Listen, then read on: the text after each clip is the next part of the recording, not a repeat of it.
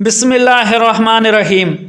حضرت ام سلمہ رضی اللہ تعالیٰ عنہ کہتی ہیں کہ حضور اقدس صلی اللہ علیہ وسلم تلاوت میں ہر آیت کو جدا جدا کر کے علیحدہ علیحدہ اس طرح پڑھتے تھے کہ الحمدللہ رب العالمین پر ٹھہرتے، پھر الرحمن الرحیم پر وقف کرتے، پھر مالک یوم الدین پڑھتے۔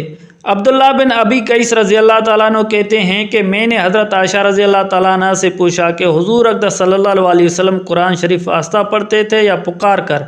انہوں نے فرمایا کہ دونوں طرح معمول تھا۔ میں نے کہا الحمدللہ، اللہ کا شکر و احسان ہے جس نے ہر طرح سہولت عطا فرمائی۔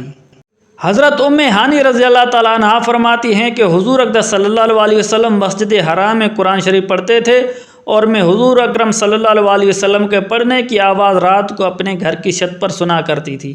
حضرت ابن عباس رضی اللہ تعالیٰ عنہ کہتے ہیں کہ حضور اقدس صلی اللہ علیہ وسلم کی قرات کی آواز صرف اس قدر بلند ہوتی تھی کہ آپ اگر کوٹھڑی میں پڑھتے تو سین والے سن لیتے تھے۔ قتادہ رضی اللہ تعالیٰ عنہ کہتے ہیں کہ میں نے حضرت انس رضی اللہ تعالیٰ عنہ سے حضور اکرم صلی اللہ علیہ وسلم کی قرات کی کیفیت پوچھی تو انہوں نے فرمایا کہ حضور اقدس صلی اللہ علیہ وسلم مد والے حروف کو مد کے ساتھ کھینچ کر پڑھتے تھے۔